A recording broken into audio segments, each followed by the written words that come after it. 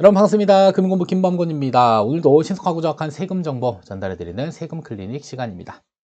자, 이번 시간 주제는 지역가입자 건강보험료 인하 소식이 있어서 이번 시간 영상 주제로 채택을 했습니다. 자, 직장 가입자와 달리 지역가입자의 경우는 주택을 소유하게 되면요, 추가적으로 건보료를 납부하고 있었고요. 그리고 자동차를 보유하게 되면 그 가격이 4천만 원을 초과했다라고 한다면 마찬가지로 건강보험료를 추가적으로 납부를 했습니다. 자, 그러면 가장 파격적인 것은 우선 자동차 건강보험료 부과는 아예 폐지가 되었고요. 그리고 주택에 부과되었던 이 공제 금액은 사실상 5천만 원까지가 공제를 해줬습니다. 자, 그러면 공제 금액이 1억 원으로 증가했다라는 의미는요.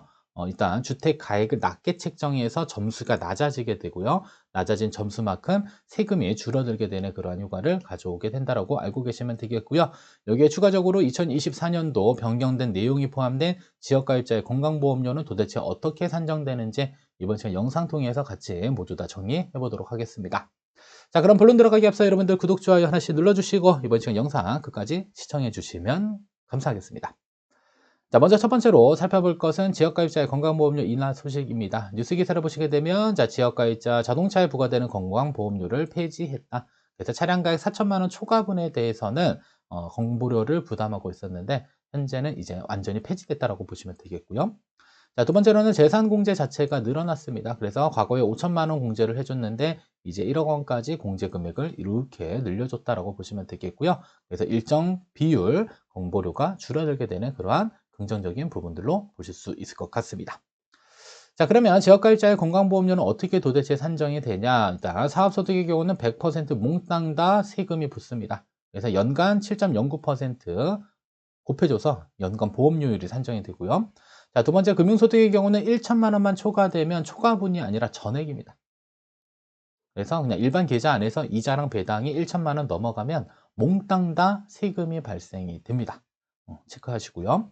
자, 두 번째로는 기타 소득의 경우는 사업소득과 마찬가지로 100%, 그리고 일시 근로소득의 경우는 50%만 반영돼서 건보료가 산정이 되고요. 그다음에 연금소득의 경우는 현재는 공적연금만 반영되고 있습니다. 그래서 50%의 소득액에 대해서 건보료가 부과되고 있고요. 그다음에 재산의 경우는 60등급으로 나누어서 이 점수당 금액이 계산이 됩니다.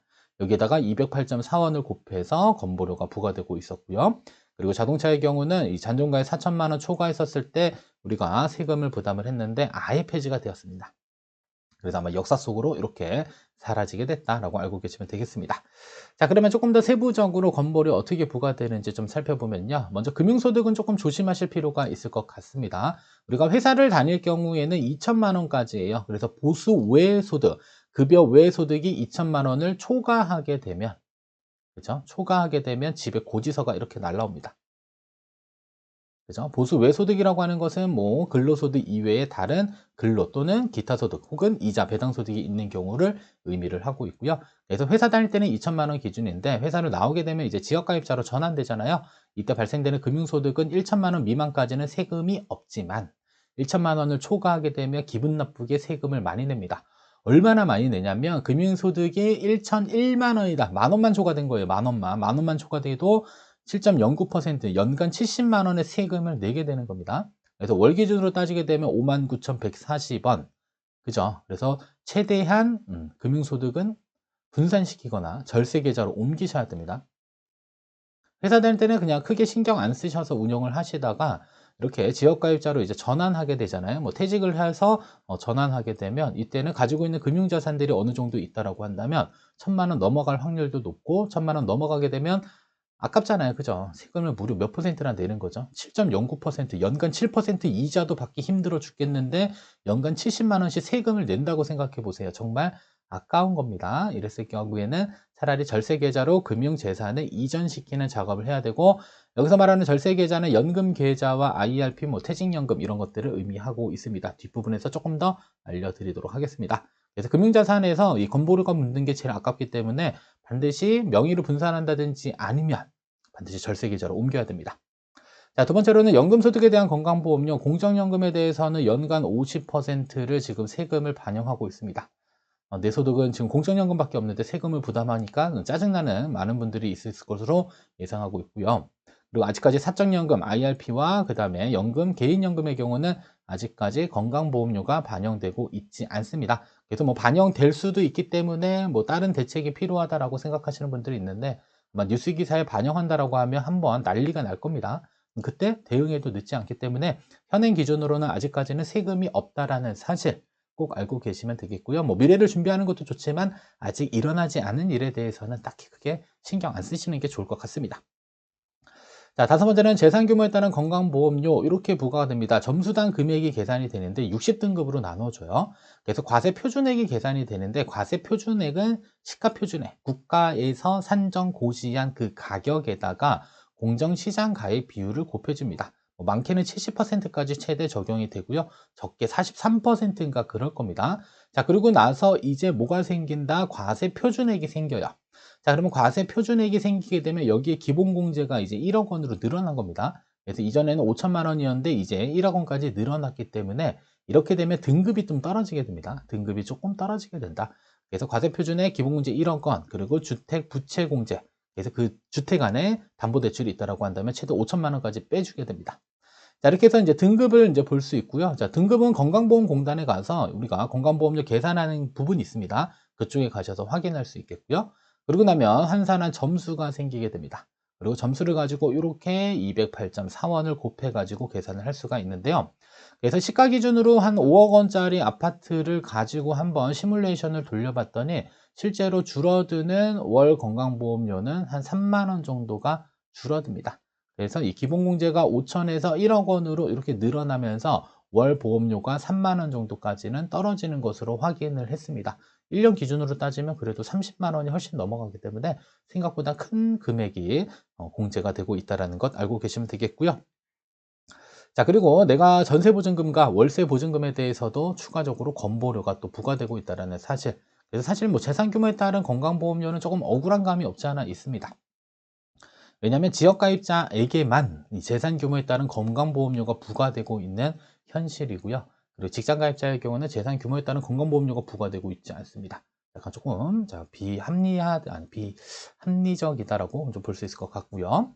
자, 그 다음에 자동차 가격에 따른 건강보험료는 완전히 폐지가 되었습니다. 그래서 이전에 설명했던 내용 이제 신경 안 쓰셔도 됩니다. 그냥 X표 치시면 되겠고요. 차량 가입과 관계없이 이제 건강보험료는 부과되고 있지 않다라는 점. 그래서 4천만 원 이상의 승용차를 몰고 계신 분들이었다라고 한다면 아주 환호할 일이다라고 볼 수 있을 것 같습니다.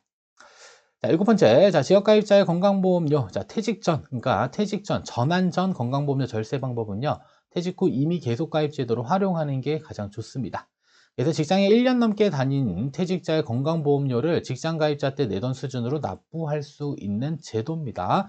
그래서 퇴직을 하게 되면 고지서가 집에 이렇게 날라와요. 대신에 몇 개월 이내, 2개월 이내 신청하셔야 되는데 요거 놓쳐가지고 이미 계속가입제도 이용 못하고 그냥 바로 지역가입자로 전환되는 분들이 있습니다. 그래서 고지서 내용을 보시게 되면 아주 친절하게 얼마를 줄여주게 된다라는 내용들까지 포함이 되어서 있습니다.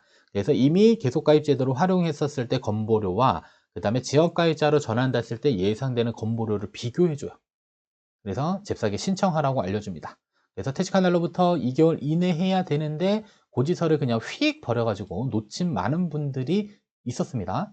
그래서 이 부분 꼭 잘 챙기시고요. 자, 그럼 보험료는 어느 정도까지 유예가 되냐? 36개월까지 유예가 됩니다. 그래서 직장 가입자일 때 본인이 부담하던 보험료를 최대 36개월 동안 지속적으로 납입을 할 수 있습니다. 저도 예전에 회사를 다녔을 때 퇴사를 하고 나니 이렇게 이제 이미 기속가입 제도를 현재 이용하고 있습니다.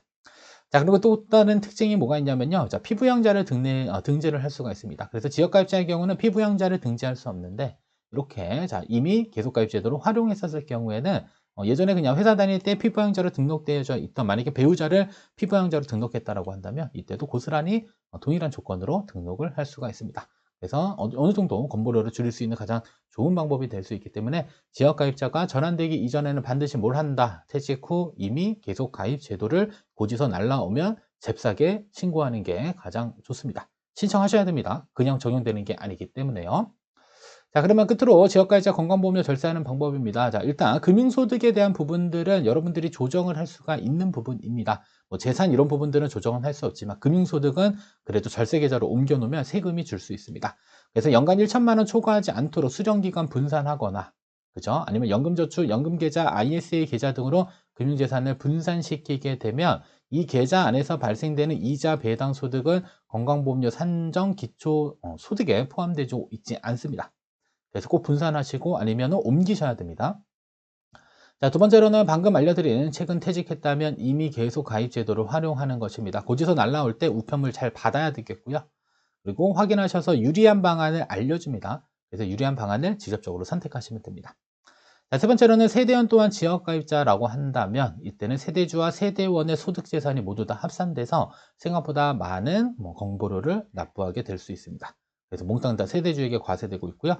이 경우는 이제 세대 분리를 고려할 수가 있겠는데, 자, 부부간 세대 분리는 인정 자체가 안 됩니다. 그래서 만약에 자녀와 함께 살고 있는데 자녀가 현재 독립하지 않고 같이 살고 있는 상태이다라고 한다면 이때는 자녀와 세대 분리를 한 번쯤은 고려해 보았을 때 세금을 일정 부분은 조금 더 줄일 수 있는 방안으로 생각을 해볼 수 있을 것 같습니다.